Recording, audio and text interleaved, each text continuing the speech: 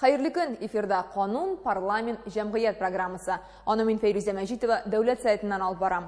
Бу атнада парламент кеңешмәләрендә яңгыраган темалар, депутатларның тәкъдимнәре һәм республика тормышындагы вакыйга хәлләр турында алдагы ярты сәгатьтә бәян итәрбез. Пәнҗешәмбе Фәрит Мөхәммәтшин җитәкчелегендә парламентның президиум җыелышы узды. Көзге сессиягә старт бирделәр. Дәүләт сайтының чираттагы сессиясен 14 сентябрьгә билгеләделәр. Ул көнне Татарстан рәисе парламентка еллык юлламасын җиткерәчәк. Бу чара традиция буларак зур концерт залында уза. Залга 670 кеше чакырыла. Бу депутатлар корпусы, хөкүмәт вәкилләре, район башлыклары, иҗтимагый оешма җитәкчеләре, җәмәгать эшлеклеләре.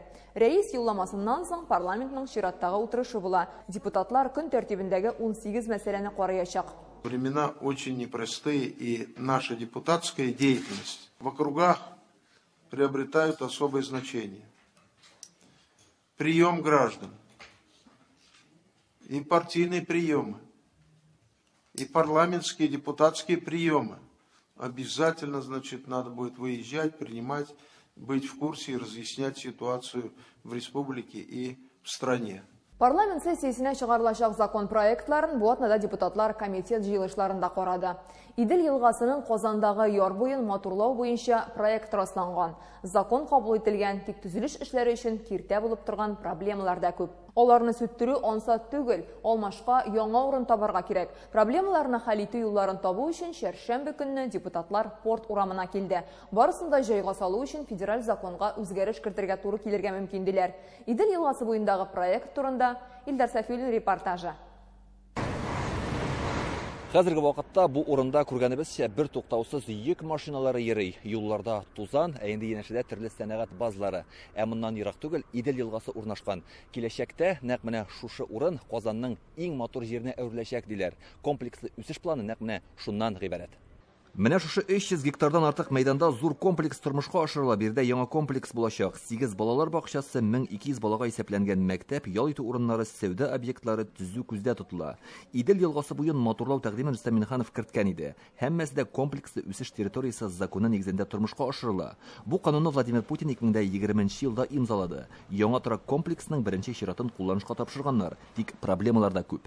Проблемасы нәрсәдә, ул иске үйләрне сүтеп, анда яңа үй салу.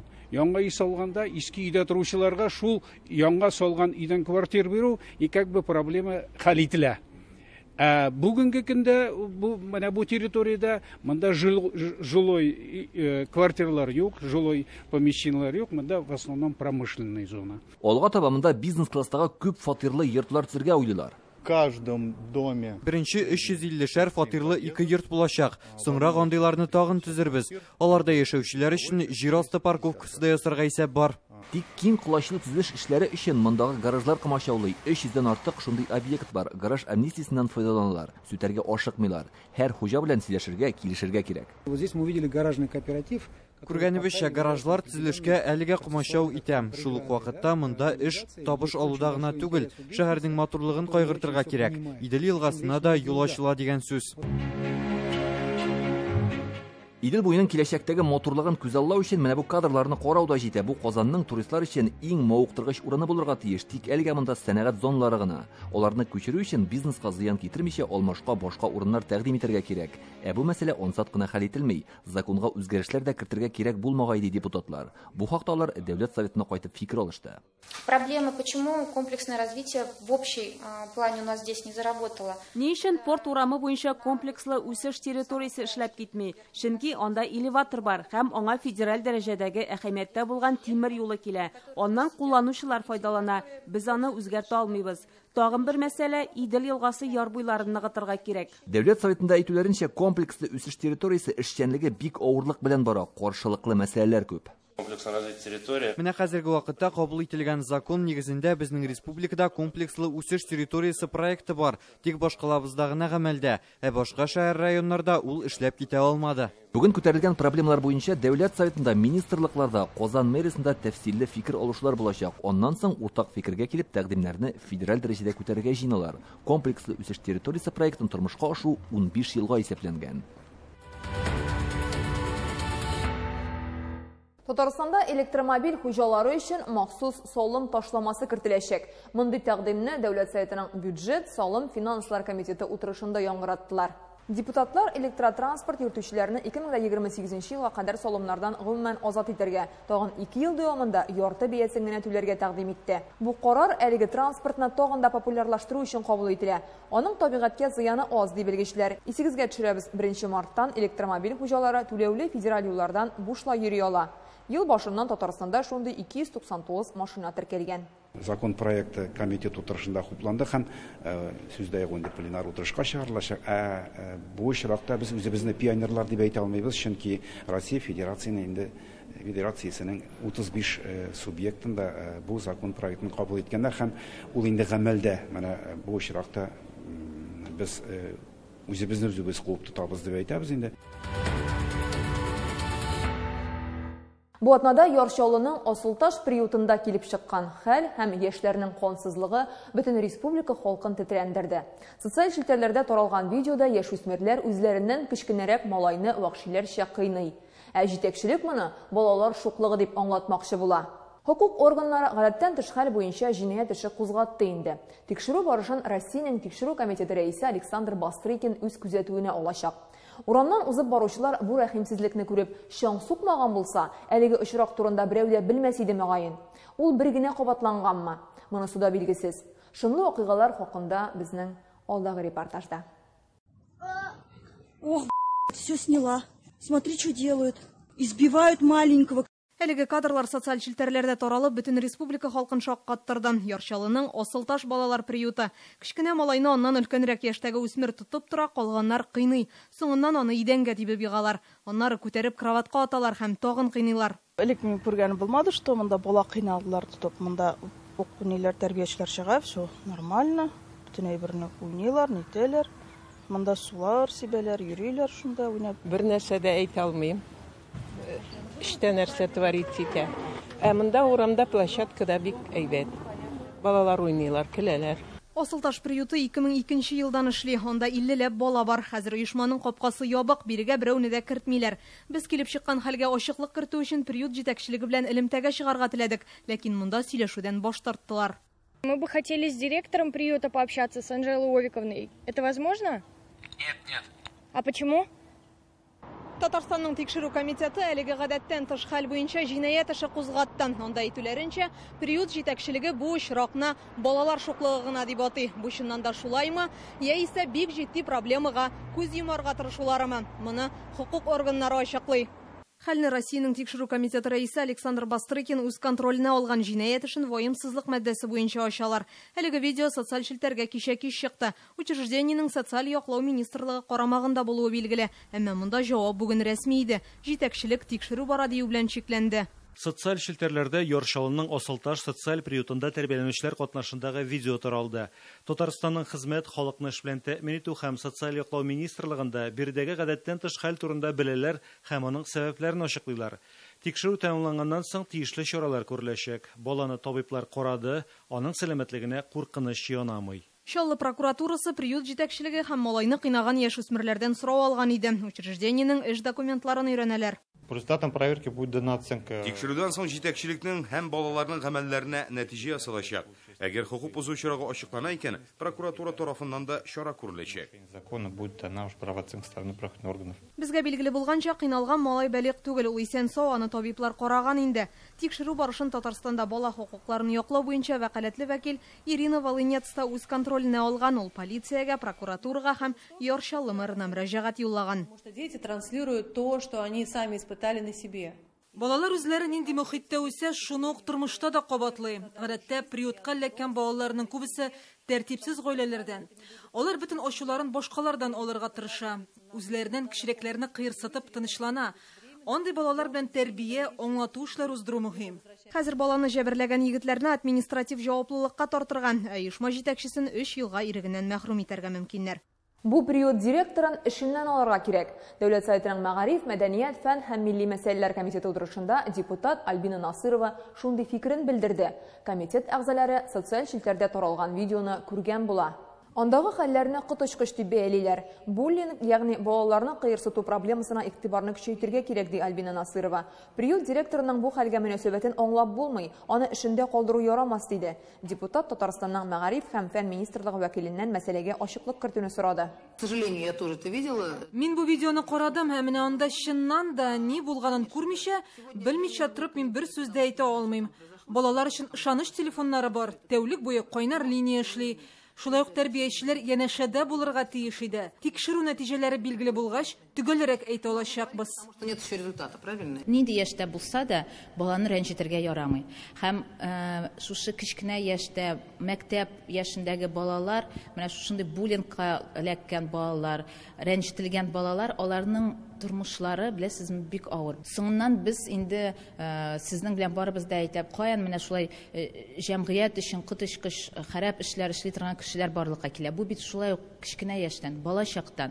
Бу коточкыч, шуңа күрә монда бик игътибарлы булырга кирәк. Конечно же, у нас в Республике Татарстан очень большая система профилактики. Татарстанда мондый күренешләрне булдырмый калырга ярдәм итә торган күп төрле профилактика чаралары үткәрелә. Бүген депутатлар да, Мәгариф министрлыгы да бу юнәлештә нәтиҗәләргә эшләргә тиеш дигән карарга килдек. Приняли такой, вывод, решение. 3 айда Татарстандагы Ватанны саклаучылар фондының филиалы 2300-дән артык мөрәҗәгать алган. 3000-дән артык сорауны инде хәл иткәннәр. Фондның эшчәнлеге белән бу атнада депутатлар танышты. Монда СВОда катнашучы егетләргә, хәрби хәрәкәт ветераннары һәм аларның гаиләләренә ярдәм күрсәтәләр. Медицина, социаль һәм юридик мәсьәләләр хәл ителә. 825 кеше белән бүген эш аерым алып барыла. Фондның киләчәккә планнары турында Алия Сабирова. Здравствуйте, меня зовут Лиля. У меня погиб муж в СВО. Лилия Кадыровның ире Марсель Мүбәрәкшин 20 елга якын Ичке эшләр министрлыгында эшләгән. Быелның май аенда ул махсус хәрби операциядә һәлак була. Аның үлеменнән соң Ватанны саклаучылар фондында Лилиягә документлар тутыруда булышканнар. Хәзер ул социаль түләүләрне ничек алырга икәнлеген белешеп йөри. Сразу удобно то, что есть все. Төрле сораулар буенча бер урынга гына мөрәҗәгать итәргә мөмкин булуы бик уңайлы. Кирәкле документларны да шушында гына тутырабыз. Чиратларда торасы юк, башка кешеләрне көтү дә кирәкми. Ватанны саклаучылар фондының Татарстандагы филиалы җәй башыннан эшли. Монда СВО ветераннары аларның һәм һәлак булган хәрбиләрнең гаиләләренә ярдәм күрсәтәләр. Медицина, социаль түләүләр, юридик мәсьәләләр барысы да бер урында хәл ителә. У нас 2 вопроса. Татарстандагы филиалның эшчәнлеге белән депутатлар бүген социаль сәясәт комитеты утырышында танышты. Фонд җитәкчесе Гүзәл Удачина әйтүенчә, 3 айда 2300-дән артык мөрәҗәгать килгән, 3000-дән артык сорау инде хәл ителгән. Нинди сораулар буенча? Беренчедән түләү өчен. Оннары институтларга бушлай безнең студентлар кирәгә тиеш шундый закон чыкты. Менә берничә мөрәҗәгать бар. 825 кеше белән бүген эшне аерым алып баралар. Без алар белән практик форматта эшлибез. Аларның гаиләләренә, аларга өйләренә үзебез чыгып, мөмкин кадәр бездән килгән барлык ярдәмне күрсәтәбез. Хәрби хәрәкәт ветераннарының балаларга ватанпәрвәрлек тәрбия бирүдә катнашуы утырышта күтәрелгән мәсьәләләрнең берсе. Предоставляли тот опыт, который они перенесли. СВОдан кайтучы хәрбиләрнең тәҗрибә уртаклашуы, балаларга ватанпәрвәрлек тәрбия бирүдә катнашуы бик мөһим. Монда эшне лагерьда, мәктәп, колледжларда алып бару зарур. Министерстволар һәм депутатлар белән берлектә без бу проектны эшләп чыгарга тиеш. Республиканың 19 район һәм шәһәрендә 45 социаль хезмәткәр эшли, кайбер бүлекләр бер юлы 3 районны кылачлый. Ребята будут возвращаться, а наша служба должна быть готова. Ир-егетләребез кайта барачак, безнең бүлекләр аларны кабул итәргә әзер булырга тиеш. Тиз арада ярдәм күрсәтү өчен социаль хезмәткәрләр санын арттырырга кирәк. Хәзер бу безнең төп бурычыбыз. Ел ахырына кадәр социаль координаторлар Татарстанның барлык районнарында да эшли башларга тиеш. Ватанны саклаучылар дәүләт фондының Татарстандагы филиалында халык мөрәҗәгатьләре белән эшләүче төп белгечләр, социаль координаторлар. Аларның эш нечкәлекләре нидән гыйбарәт? Хәзер нинди мәсьәләләр белән күбрәк мөрәҗәгать итә башлаганнар? Безнең киләсе әңгәмә.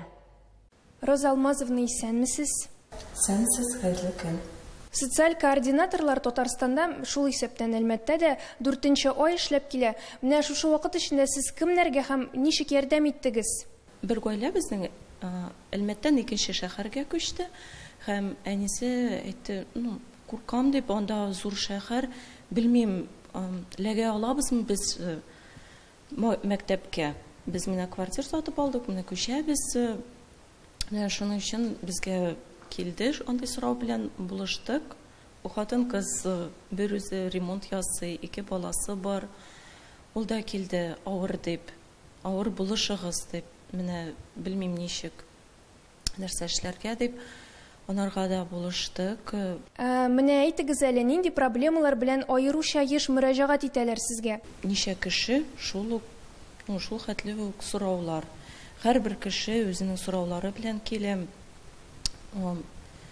Кем ничек, менә шулай әйтеп менә булмый. Менә шуның белән күп сораулар, мондый сораулар күп дип, һәрберсен без индивидуаль алып барабыз. Роза Алмазовна, нинди проблемаларны хәл итү сезгә аеруча кыен, нинди авырлыклар белән очрашасыз? Кызлар да әйтәләр, кем килә безгә, без аларның проблемасына карыйбыз, аларның картина мирасы белән. Безнең коллективта 4 кеше эшли.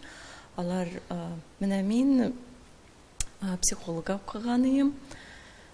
Тагын бер юрист бар безнең. Берсенең дә шунда махсус операциядә ире хәзер хезмәт итә. Берсенең менә Ольга Ильдукова, аның махсус операциядә һәлак булды инде.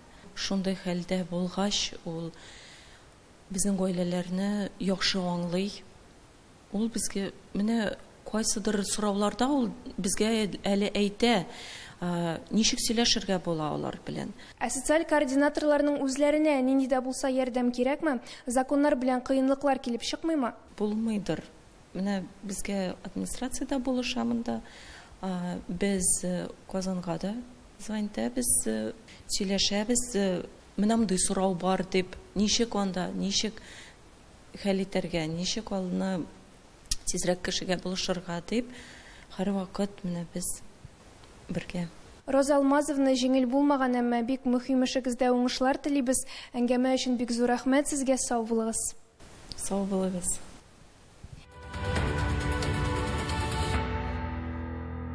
Дәүләт Советының Мәгариф комитеты һәм аның каршындагы экспертлар советы утырышында депутатлар милли белем бирүдәге мәсьәләләрне карады. Марат Әхмәтов әйтүенчә, республикада яңа мәктәпләр ачыла, ә менә татар сыйныфлары аз. Анализ ясап караганнар 2019-20-21 елларда салынган яңа белем йортларына укырга керүче балалардан нибары бер татар сыйныфы тупланган. Шул ук вакытта милли мәктәпләр искерә. Капиталь ремонт программасын раслаган вакытта туган телдә белем бирүче учреждениеләргә дә урын табарга кирәк. Шул ук мәктәп директорлары, мәгариф идарәләре милли мәгарифның сыйфатын да күзәтеп торырга тиеш, ди Марат Әхмәтов. Беренче киңәш мәктәп директоры, мәктәпнең укыту буенча директорның урынбасары, мәгариф бүлекләре, методик үзәкләр, институтны үстерү, мәгарифны үстерү институты безнең. Менә алар мәктәпләрдәге милли эштәлеккә әзрәк контрольны көчәйтсеннәр иде. Шундый мәгълүматлар килә, мәктәпләрнең үз эшчәнлегендә ички контроль бик нык аксый дигән. Шушы әйтелгән фикергә карата без Татарстан Мәгариф һәм фән министрлыгының милли мәгариф идарәсе җитәкчесе Илгиз Халиковның фикерен белештек. Мин тулысы белән килешәм. Әлеге комитет утырышында бик минемчә мөһим мәсьәлә күтәрелде. Ул ички контроль мәсьәләсе бигрәк тә милли мәгарифкә карата. Чыннан без берникадәр соңгы 3-4 ел эчендә тынычландык дип уйлыйм. Без бераз менә ниндидер теге ыгы-зыгы чоры үткәннән соң тыныч тормышка күнегә башладык. Үзебезгә ниндидер таләпләр, максат һәм бурычлар куймый башладык. Һәм чын мәгънәсендә теге азарт рәвешендә үзебез белән ярышудан да туктадык. Шуңа күрә менә ул ички контроль мәсьәләсе бүгенге көндә ул ниндидер яңа күзлектән каралырга тиеш. Бу атнада Татарстан чираттагы зур халыкара чараны кабул итте. Казан Экспода беренче Россия-Кытай бизнес форумы узды. Форумның исеме Растки. Т хәрефе сәүдә мөнәсәбәтләре өчен уңышлы җирлек Татарстанны символлаштыра. Форумда катнашырга теләк белдереп 24 илдән 5000 кеше гариза җибәргән. Qozan Экспо күргәзмәләр залында 2 көн дәвам иткән форумда Фәрит Мөхәммәтшин, Россия Федерация Советы рәисе урынбасары Константин Косачев һәм Федерация Советының халыкара эшләр буенча комитеты рәисенең беренче урынбасары Андрей Денисов белән очрашты. Алар Россия-Кытай форумы кысаларында узган җыелышларда катнашты. Халыкара мөнәсәбәтләрне ныгытуда сәяси партияләр белән уртак эшчәнлек темасына сөйләштеләр. Сенаторлар форумның югары дәрәҗәдә уздырылуын әйтә һәм ике ил арасында хезмәттәшлекне ныгытуга аның өлеше зур булыр дип үмитләнәләр. Отношения между народами не могут строиться только на уровне первых лиц, на уровне руководителей. Вот то, что мы называем межрегиональными, межмуниципальными связями, это всегда самый мощный, самый прочный, самый долговечный фундамент для развития отношений между странами. Парламентарийлар Россия-Кытай халыкара күргәзмәсен карады. Форум кысаларында ике илнең идарә итүче төп партияләре, Кытайның Коммунистлар партиясе һәм Бердәм Россия мәйданчыгы эшләде. Фәрит Мөхәммәтшин Россия белән Кытай хезмәттәшлеген ныгытуда партия-ара мөнәсәбәтләрнең зур әһәмияткә ия булуын билгеләп үтте. Я считаю, что это очередной шаг укрепления отношений с дружественным китайским народом и этой большой страной. Мы будем выходить сегодня с инициативой, чтобы он стал ежегодным в Казани, в Татарстане, в Российской Федерации и через это укреплять взаимное доверие, уважение и сотрудничество. Проект табар, чынлыкта юк диләр. Казанның Габишев урамында яшәүчеләр ишек алдында футбол уйнау өчен спорт мәйданчыгы булмаудан зарланып, безнең редакциягә мөрәҗәгать итте. Алар әйтүенчә, 2021 елда йорт яны безнең ишек алды программасы буенча төзекләндерелгән. Борда яхшы, тик элекеге спорт мәйданы яңартылмаган. Монда яшүсмерләр дә, күп балалы гаиләләр дә байтак яши. Бер-берсеннән күреп туп тибәргә яраталар. Уйнарга махсус урын булмагач, туп еш кына янәшәдәге парковкадагы машиналарга барып бәрелә. Көзге пыялалар ватыла икән. Ни өчен яңа футбол мәйданы төзелмәгән? Балалар заманча шартларда туп типсен өчен нишләргә? Бу хакта алдагы материалыбыз. Минем балаларыма һәм безнең күршеләребезгә футбол уйнарга урын юк. Казанның Габишев урамындагы 11-нче йорт ишек алды. Аны 2021 елда безнең ишек алды программасы буенча төзекләндергәннәр. Тик футбол мәйданчыгы яңартылмыйча калган. Хәзер балалар уйный башласа, туп еш кына янәшәдәге машиналарга барып бәрелә икән. Безнең футбол уйнасыбыз килә иде. Бирмиләр уйнарга. Безгә. Без туп белән заборларга тибәбез дә, аннары машинага таба. Өч бала әнисе Айгөл Соколова гаилә белән футбол уйнарга яратабыз ди. Монда хәтта тирә күрше йортлардан да киләләр. Капкаларыбыз да юк, решеткаларыбыз да юк, газоныбыз да әшәке, әнә нинди. Трава нехорошая растет. Проектта бар ул. Бу йортка Волга крайгы кооперативы хезмәт күрсәтә. Аның рәисе Нәсим Вәлиуллин әйтүенчә, спорт мәйданы проектта бар, чынлыкта юк. Футбол капкаларын алар үзләре берничә ел элек куерткан була. Тик участок инспекторы кушуы буенча иминлек максатыннан аны алдыртканнар. Проблема безнең балаларга монда урын булырга тиеш. Футбол, баскетбол, волейбол уйнарга, сеткалы забор белән тоталмаган булмагач, ворота куярга ярамый. Если проектта бар ул, значит под это безгә унаттылар, выделены финансовые средства, просто ул эшне до конца не довели.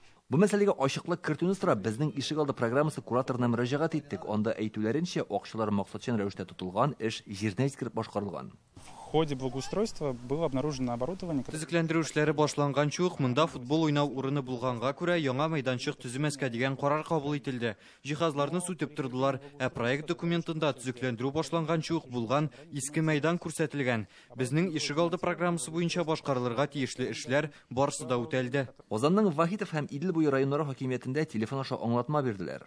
Двор на улице Габишева 11. Габишев урамындагы ишек алдында безнең ишек алды программасы буенча төзекләндерү эшләре тәмамланды. Объект кулланылышка тапшырылган. Ул йортта эш торак төзелеш кооперативы бар. Район хакимияте бу мәсьәләгә тыкшынмый, финанслау мәсьәләсен үзләре хәл итсә, андагы мәйданны футбол, баскетбол, волейбол уйнау өчен җиһазландыра алалар.